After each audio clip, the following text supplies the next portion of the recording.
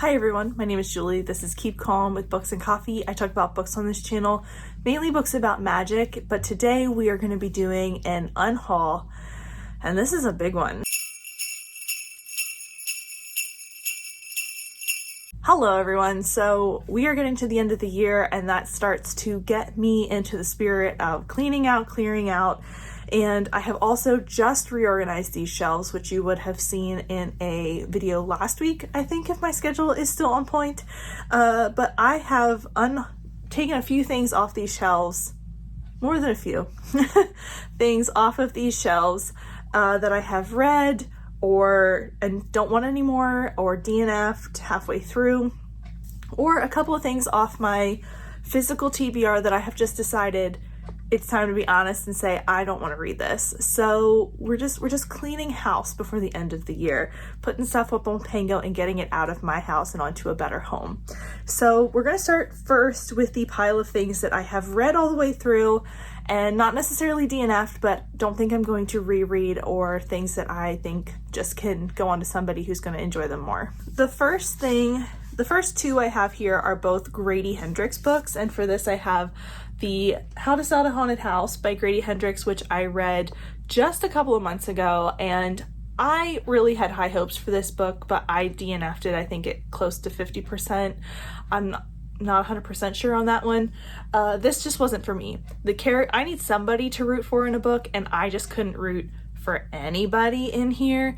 And then the dolls got involved, and that just was where I had to draw the line. And then I'm also going to unhaul The Final Girl Support Group by Grady Hendrix. I wanted this to be so much more than it was. Like, I just thought we were going to have a different approach here, and I thought the women in this support group were going to be more supportive of one another, and that's just not how things played out for most of this book.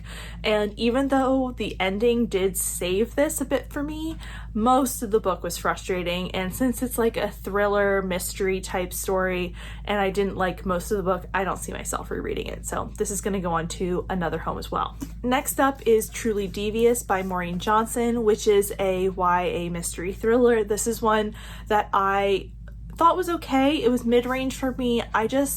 There were so many things happening in this book that I thought were really YA, which is fine for a YA audience, and this is just one of those books that when I read it, I thought I was gonna be able to like put aside that, and I just couldn't. So this is for YA audience, and I'm gonna pass it on to somebody who hopefully enjoys that audience more than I do at this point. Then we have Capture the Crown by Jennifer Estep. This is the first book in the Gargoyle Queen trilogy, and I was so excited to move on to this trilogy because I read the Kill the Queen trilogy earlier, and I have reread that series. I love it a lot. I think it's a really good intro to a fantasy romance or romantasy type book. It's definitely more fantasy and political focused, but there's also an element of romance in that series, and that second book especially, that really appeals to me. This felt so aged down in comparison, even though the character is supposed to be in her mid-20s.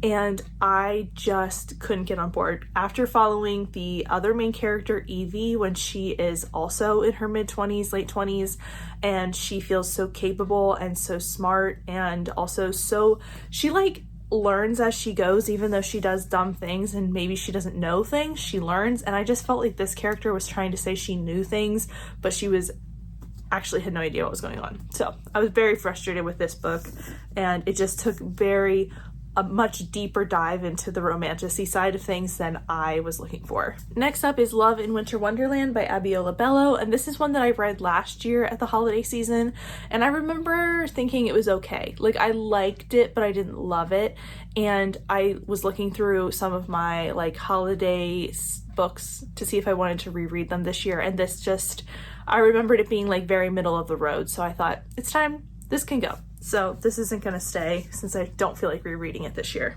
Next up is Bonds of Brass by Emily Strutsky. This is the first in a trilogy, and I read this first book and figured out so many of the plot points too early, so I just don't feel like moving on with the series. I've heard very mid things about it, and since I felt very middle of the road about the first book, I don't feel like moving on, and I've read this 2 or 3 years ago at this point, and I've never continued. So I'm going to consider this series DNF'd and pass on this book. So next up is a stack of very pretty books that I have DNF'd or I need to unhaul. The first is Fathom Folk by Eliza Chan. I don't remember why I DNF'd this book. It has totally left my brain, but I remember being confused. I remember there being a lot of perspectives and very confused why we were following all of them. That's all I got. But this was a DNF, even though it's gorgeous and I wanted to like this so much. Like, look at those sprayed edges. Then we have Circe by Madeline Miller, which this edition is gorgeous. I've tried to read this book so many times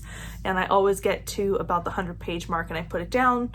So this is just too slow moving for me, and I don't think I'm really interested in whatever like the story actually is. I wanted to know more about Circe, but I couldn't follow what was going on in the story. Next up, we have Song of Silver Flame Like Night by Amelie Wenzhou, and this was another one that when I was following the story, I was really interested in a certain aspect of the story, which was the magic and the sort of back story of what was happening in here.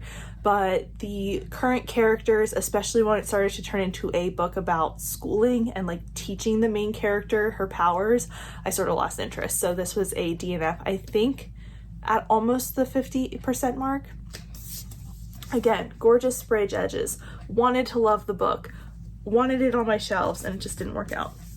Then we have Daughter of the Moon Goddess by Su Lin Tan, and this is one that I also DNF'd. The writing style in this one was really, really flowery for me. There was like so much writing and so little happening that I DNF'd this. I think we're through the pretty books. So next up we have Library of the Unwritten by AJ Hackworth, and this is one that I was really anticipating, enjoying, and liking, and unfortunately I think this came at the wrong time and just was not exactly what I wanted out of the book. This was one where we had a few perspectives that I was really interested in, and then we started to get more perspectives that I wasn't interested in. And I also think I just read it at a time where I couldn't push through because I was sort of in a reading slump. So this one didn't work out for me. I also have Assistant to the Villain by Hannah Nicole Mayer. And this one I did not like. I finished this. This was, well, no, I didn't. I like skim read this book to find out what happened because my curiosity got the best of me, but I did not enjoy my time with this book. Then I have 2 books that I read several years ago and thought I was going to continue, and I didn't.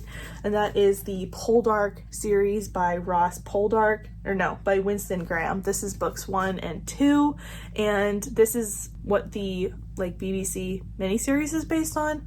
I'm still interested in maybe watching that someday, but I thought I should read the books first, and I read these first 2, and then I sort of lost interest. Next up is The Poppy War by R.F. Kuang. This is actually kind of on the fence. This is the only one in this entire stack that I am sort of on the fence about. I still have yet to read anything by R.F. Kuang, so I might hang on to this until I read Babel or Yellowface, but I am not into like grim, dark, or military fantasy, and this seems to have elements of both of those things in it, as well as it's about a fantasy school where this main character goes to, I believe, learn how to be a soldier, and that is another like anti-buzzword for me. So I like I said, I think I might hold off on getting rid of this one, but it's definitely on the like probably on the way out the door pile because it has too many like anti-buzzwords for me to be interested in reading it. And I've heard so many people say that this is great, but it's also very bleak, and that's just not typically what I read. So we'll see. This is like still a maybe, but it's probably gone. Then we have In Want of a Viscount by Lorraine Heath. I just talked about this in my November wrap-up that I didn't like 2 books by this author. Like, they both started out with power dynamics that I found like uncomfortable, so I DNF'd this one. And then I have 2. The first is Leviathan Wakes by S.A. Corey, James S.A. Corey, as well as Caliban's War by James S.A. Corey. I picked both of these up secondhand, like it was pre-pandemic, so it's been a while, and I recently gave Leviathan Wakes a really good try. Like, I read a good chunk of this book and just decided that it was not character driven enough for me. I am not saying that I will never go back to this series. In fact, this is like one that I would say is sort of on the fence, that I may go back and try again after I watch the Expanse series if I ever get around to it. But this just wasn't working for me, and I haven't read. I feel like I need a beginner sci-fi before I jump into this series. So I am gonna unhaul these 2 copies, and if I try again, I will pick them up again. But for now, since I don't foresee it being anytime soon, I'm gonna pass these on to people who may enjoy them more than I did. But that is my unhaul for the end of 2024. We're getting rid of a bunch of books before we head into 2025, and just clearing some space on both my physical TBR shelf as well as my TBR or my red shelves. If you have any thoughts or feelings or want to share anything about the books that I talked about today, please let me know down below. Please know that, like, if these are your favorite books, I am not coming for like you and your love for the book. They just didn't work for me personally, and I don't want to keep them anymore. So if you want to let me know you were here but you're not feeling chatty, go ahead and leave me a snowman emoji down below, just because I felt like a snowman today. That is it for me today. Thank you so much for watching, and I will see you next time. Bye.